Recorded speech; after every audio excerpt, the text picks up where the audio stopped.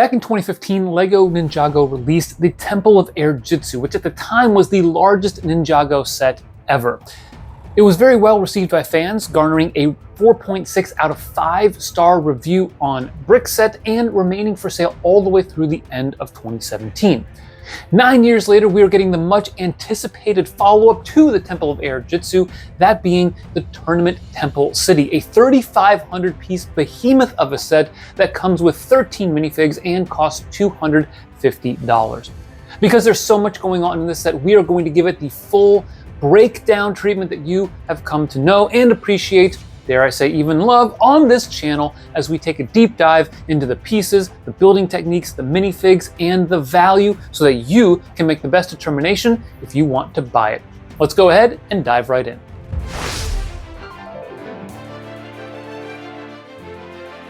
The temple comes with one large build. You've got two small mini builds over here with the dragon and this balloon right over here.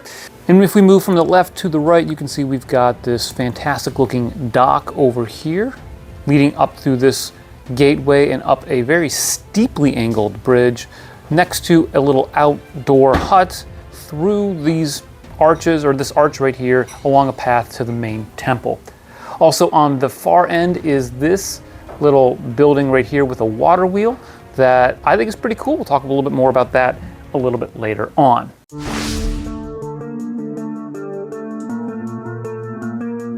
There's a lot going on with this set, and I want to point out just at the very base of it, everything along here is SNOT work. You can see coming all the way along here, and if we move over to the right-hand side of the set, you can see coming through here, and then even some inverted arches and all the way along here. All of that is SNOT work. You can even see this over by the dock. Check it out. When we come over here, we've got more SNOT work along the base to form the rocks here. But even the dock itself, as we zoom in just a little bit more on this, you can see we've got double curved bricks right here forming the pillars for the dock itself. So we've got 6 of these SNOT work pillars, and then you've got the main angle or the main connection point right over here.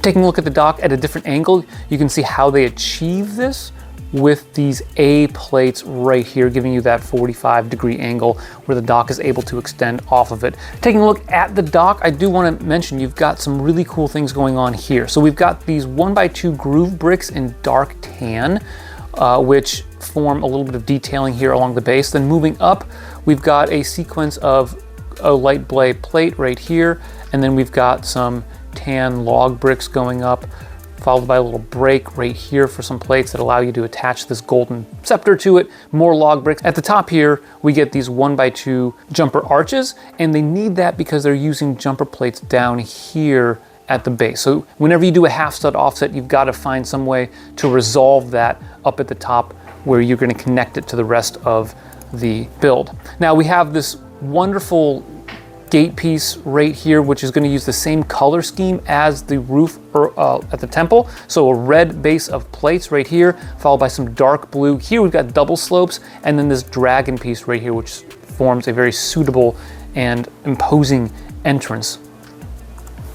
Off to the left here, we've got this fantastic pulley system using some wagon wheels right here. And then you've got the chain itself, which loops through this mechanism here. Very much similar in concept to what we see in the El Dorado Fortress. Next, I want to take a look at this bridge because it is really fascinating how they pull this off. So you've got a couple of points you need to connect to the main structure. One point is going to be over here where you can see we've got this Technic axle brick right here, and then up here you can see where we've got some 1x2 plates in red modified that allow you to put a Technic pin in it. So that's going to give you some connection points and achieve the angle, help you to do that and provide some stability. Now we also get this red line that comes all the way up and through this bridge, and this is really clever how they work on this. So first of all, we've got some structural support for the bridge with these big dark blade slopes right there, but then you can see we've got curved bricks that are facing down right here.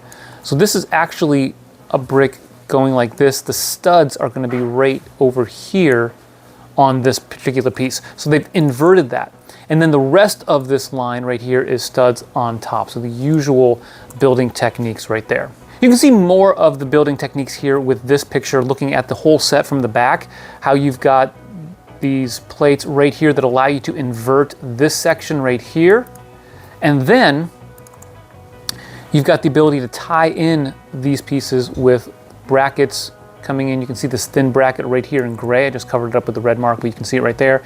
And additional plates right here. So it looks fantastic. Next, I want to talk about this hut that spans off to the side once you climb up the bridge. I think this is a great inclusion into the set, in part because it follows some of the same looks that we see in Ninjago City sets. But notice that we've got this really cool balcony here that's supported with some inverted slopes right here. Now, you've got this dark brown trimming, which I think looks fantastic. And you can tell it's dark brown because it's a different shade than some of the reddish brown that we see over here with the pulley system. But what's interesting about that is we've got this really cool tie-in from the balcony. So you've got obviously this barricade right there that prevents people from falling off, but you have the 1x3 inverted arch in dark brown, which connects up into there. So that's a really nice detail. The rest of it isn't super complex, but the roof is fascinating. So you can see we've got some Technic elements right here with this Technic axle in tan that's going to come in through here to connect it to the rest. So that's going to provide the spine to the roof.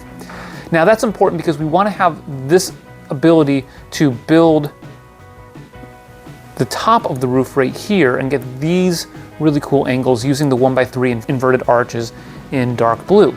But notice that we've got these garage door pieces that kind of fall right here. Now we've seen the use of garage door pieces before in Ninjago sets, particularly in some of the Ninjago City stuff. But what we have is we have these arms that come up from this Technic mechanism right here that connect to the garage door piece. And so we're able to connect the garage door pieces, have them fall naturally as they fit the slope of the roof. Really clever technique, very, very well done.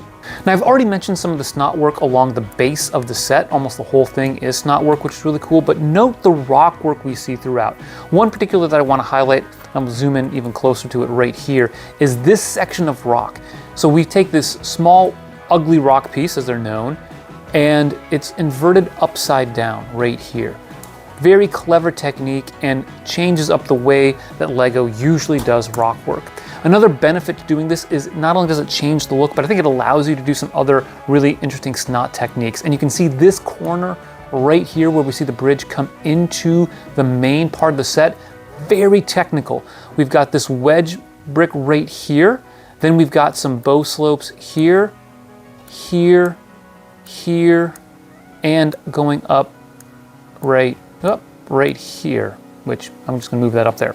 So lots of pieces going on with this, lots of wedges, lots of bow slopes, lots of plates, and it's going to allow that connection. You can see this bracket right here, this really thin piece. That's a bracket that's going to allow some of this SNOT work to exist. So this level of detail takes a lot of pieces. Now moving over here, we see some more of the detail. Like Lego could have just simply built up columns, and they didn't do that. Now we've got this piece, which has this, I'm not a big fan of the sticker right here, but you've got another wedge brick right here with some more right here, and then on this side of the build for the entry to the cave. Now, what I think is interesting about this is how they use some of these really cool newer bow slopes that angle as they curve in. So that's a really nice detail. And then you've got some wedge plates right here. They could have maybe just used some other plates to achieve the look, but they decided to go with this, and I think it looks fantastic. Now, one other interesting thing about this is the section right here. Looks very interesting. So you've got this facet brick that hangs out right here. And one of the other pictures I'll show you later on is that this is actually a doorknob that allows you to swing this open. It's kind of like a secret door. So that's why that is sticking out like that. And you can kind of tell we've got the ridge here that indicates that there's a tile right there. We also have some more SNOT work going on with this bow slope here. And then you've got this piece, it's like some sort of bracket piece that goes up like this that you often see used in cars. That piece kind of connects a lot of the stuff together. So it's a piece I've seen used in some of the Ninjago City sets before that helps to tie in some of the more complex builds. I also think it's really nice to see some of the stalactites dropping out from the cave right here. And of course you can use that to incorporate some play features into the set. We'll talk more about some of the play features in interior, but this stalactite right here will actually drop down if you push on this statue right there. So kind of a cool play feature that you get in this particular set. All told, I think as we zoom out on this, that the rock work rivals that of Rivendell. I think it's just that detailed and that well built. Next, I want to focus on the temple. I'm going to use this picture here first because I want to show you some of the details that are in the temple columns and the way that they build some of the walls. Very complex in this particular part of the build. So you've got this layer of plates that come in that flatten out so that we can build the temple. That's really cool. But notice we've got these columns. Now, the columns are built on jumper plates, which you can see right here. We've got one there and we've got one at the base over here, and then at this column in the back right there. Now, why does that matter? Well, anytime you have a jumper plate and you have a 1/2 stud offset, you have to connect it, you have to tie it in somewhere else. So normally you will see some sort of a jumper plate or jumper piece used to do that connection. We saw that with the entry gate by the dock. But here we stack up 1x1 brick, a 1x1 plate that's round, another 1x1 brick right here, more plate, brick, and then we get this 3x3 arch. Now notice at the top of this 3x3 arch, and I'm going to zoom in here in just a moment to show you this, you can see we've got an ingot piece right there. Now that ingot piece ties in with this 1x2 modified plate with an arm. So the arm goes up like this, and then you've got some 1x1 round plates right here. So this arm that comes out of the 1x2 plate is actually offset 1/2 of a stud. So you can connect this pillar not to the roof, but to the wall, having the arch come this way, bow slope here, ingot to connect to what comes out of the wall right there. So really fun building technique that I see with that. Another really cool building technique is with the windows. So you can see we're zoomed in already. So what we've got here is we've got these new-ish 1x1 by 1 2/3 SNOT bricks right here.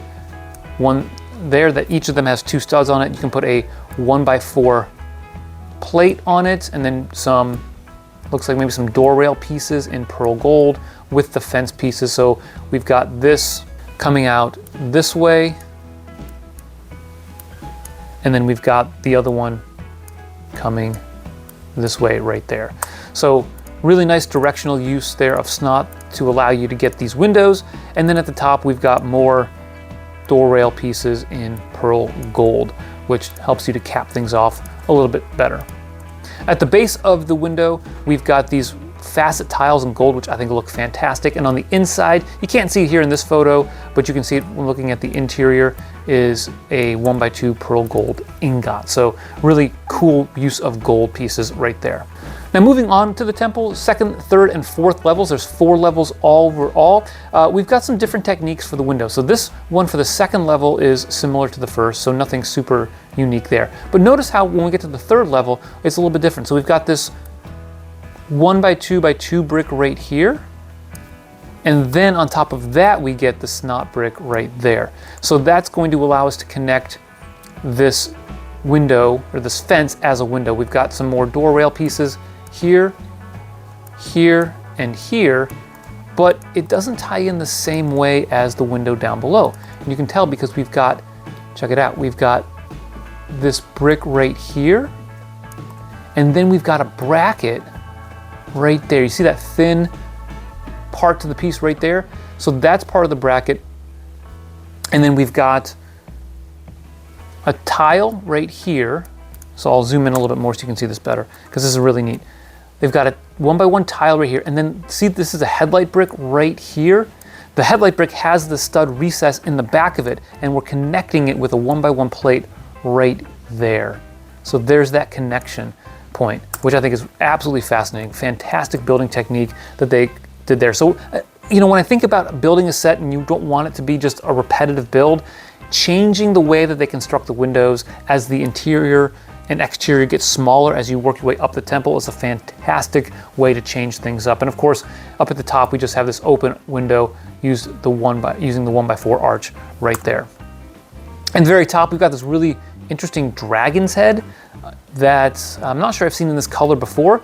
And you've got these clip pieces in pearl gold as well to form I guess the ears of the dragon. And then we've got a crown, it looks like, from like one of those broken egg pieces, again in pearl gold. So really nice use of pieces when it comes to that. Next, I want to focus on the roof to the temple. And I mentioned earlier, we've got this wonderful red and dark blue color scheme. So you've got plates going on here, but you can see that we've got clips right here and bars that allow you to connect some of these sections of the roof together. And then we've got plates laid on top right here and here, and of course right over here. Now what's interesting about the building technique for the roof is that we've got these inverted 1x3 tiles in blue right here where there would normally be a gap, and they close it off using them on the first level here. And then if we move up to the second level, we can see that they've got them right here. And you can tell with a little circle recess right there. And then even at the very top, we've got them right up here. So nice job of those techniques to fill in the gap so that it doesn't look quite as open as you might expect in other sets. Now, how do they tie in the roof to the set? Well, you've got these Technic elements here that have the angles that can help connect things.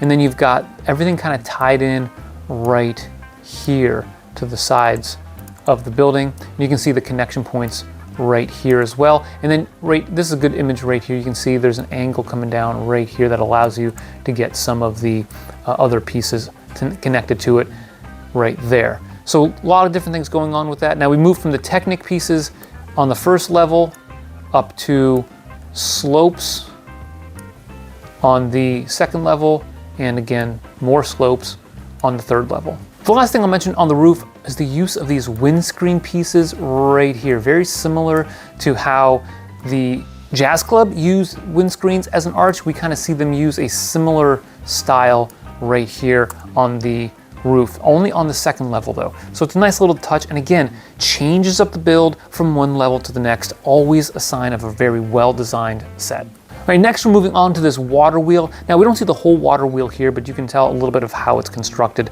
and how it all comes together with some of the play features on the inside. We've got these curved fence pieces right here. They use 4 of them to create the circle. And then we're connecting them with these ingot pieces right here. And then we've got the little panels right here that are going to be the 1x2 modified plate with clips that connect into the wheel right here. And then we place the curved bricks on top of those, which create those paddles to generate the water. Now, you can tell, looking at this, that there's the Technic mechanism that's going to provide some of the play features on the inside. You can see that come in right there. Also looks like we have some candle pieces or something, maybe right here, which is kind of a cool way of doing the water wheel. Now the water wheel has a play function, and we'll talk more about that, but it's very similar to water wheels we see in the Lion Knight's Castle or even the original medieval market village. I really like the hut because it's got this open air element to it. So it goes all the way from the front to the back, open air, but it's got, again, this dark brown trim to it, which get these fantastic 3x3 arches there. You've got this little stove that fits in right there. And as I mentioned earlier, this piece in the rock work is a door handle so that someone like Lloyd can sneak their way out. But I like how you incorporate some SNOT work into the stove. Here's a bow slope there. And then check this out, right?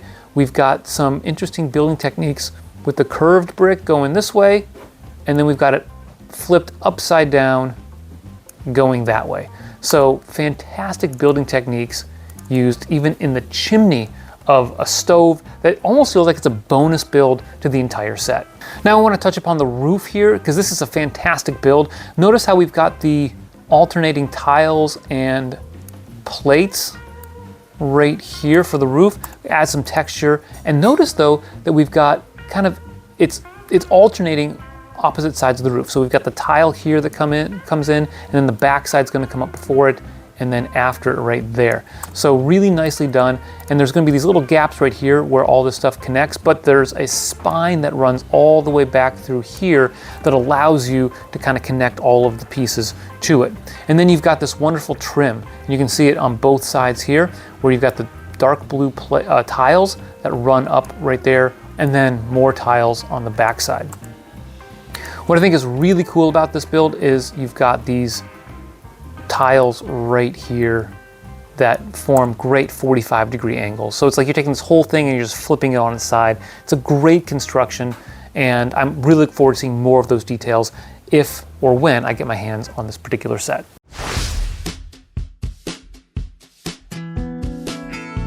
Let's talk some more about the play features of the set. We've got this pulley system over here that allows you to load and unload things from a boat or dock, which is fantastic if you've got, say, Ninjago City docks or gardens, or one of those sets that allows you to kind of intermingle these two things.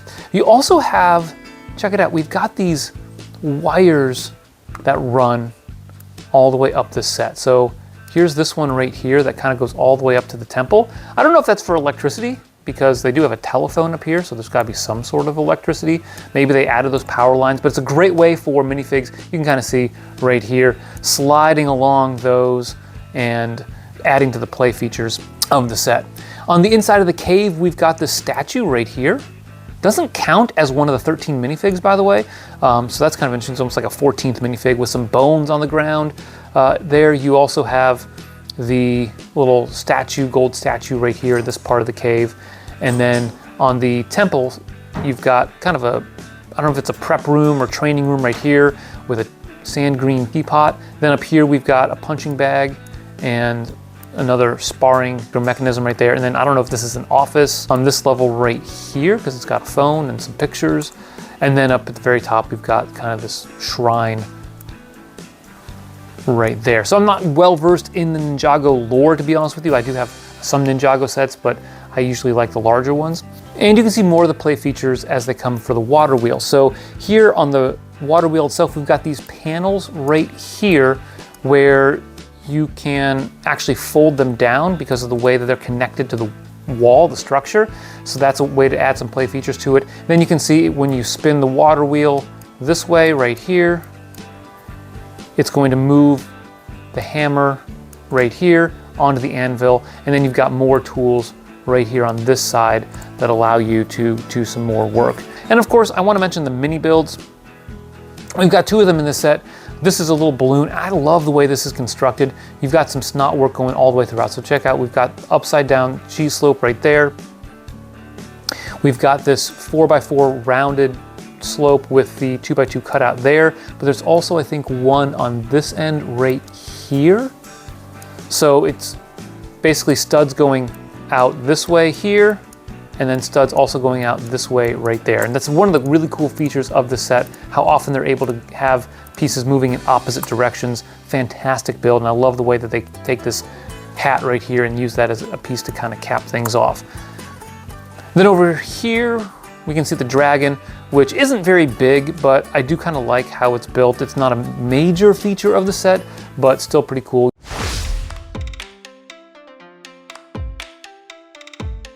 Speaking of cool pieces, there's a lot of really cool pieces in this set, including this 1x3 inverted arch in dark brown. It's the second time we're getting that. The other time is the Chewbacca, buildable Chewbacca. We are also getting the same piece, 1x3 inverted arch in dark blue for the first time in this particular set. It's also the second time we're getting these dark blue garage door pieces. So nice to get those. I think the first time was in a set last year. So it's nice to see those incorporated into our collections. Also, some orange foliage. That's right, the leaves, the 6x5. And then on the front side, you can kind of see them right over here, I think is where they're at, is the 4x3 leaves in orange for the first time. So nice that we're getting those, adding that to our fall foliage colors right there. Also, we're getting these 10x10 cutouts in medium nougat for the first time. So that's a nice large piece that we can add to that.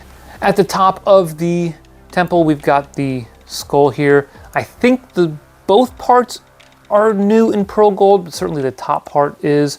Couldn't find that anywhere on Bricklink. And then these inverted tiles in dark blue coming with this set for the first time. Also, this plate right here in sand green, the 4x4 round with the 2x2 cutout, that is also brand new in the color. Underneath the set, you can't really see it right here, but there's that statue I mentioned earlier that's right behind here. That is in a corner door frame in dark blue, and we're getting that for the first time in that color. And the last thing I want to mention are the 3x6x1 windscreens right here that we see on the second level for the roof. First time we're getting this piece in this particular color.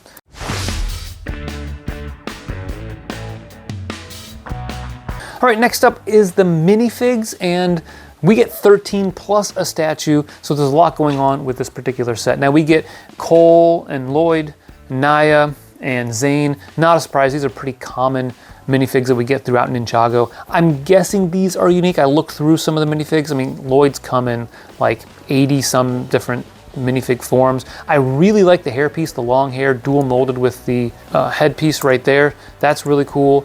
But yeah, same thing over here. The dark hair with the bandana looks fantastic. But those are pretty common minifigs.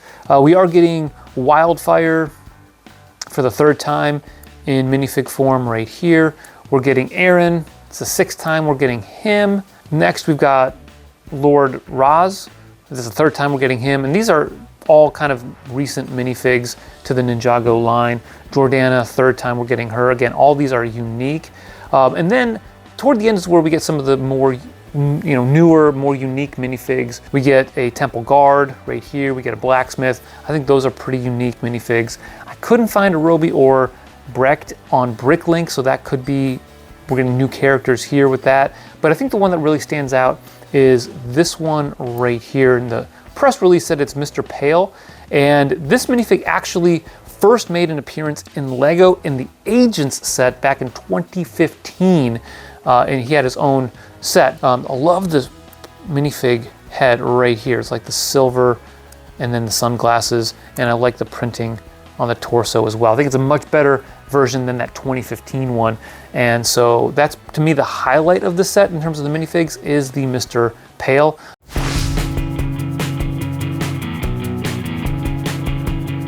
Despite not having the set in my hands right now, I can tell you it is very, very highly executed in terms of all the things we just broke down earlier in the video. So what about value? Well, it is $250, and that is not cheap. It is a significant amount of money for a Lego set. That said, you get quite a bit for this set. You get 3,500 pieces, many of which are usable. When I look at this set, I don't see a lot of small 1x1 plates, 1x1 tiles, and very small slopes and things like that in it. The build also is very substantive. You are getting really interesting building techniques, a large set that is going to challenge you and your already existing knowledge of Lego pieces, and I think that is worth something as well. In terms of display value, I also want to emphasize that this looks great on display, but if you were to break it down, you do have quite a few pieces that are going to be useful for your collection. I think one of the things that really stands out to me about the set is that there is really no repetition. The most repetition you can see is the roof of the temple, those elements to it. But honestly, it's very small compared to other sets. And when I look at other sets on the market that cost around this amount, I think this fares extremely well. One example would be the Artemis launch set. Now, I got dogged in my breakdown video of that set because I said it was too repetitive and is something that I want to build and have fun with. I wouldn't have it with that set. This set, though, is entirely different. I think I would have a blast building this set, and I think I would learn a lot when I do it.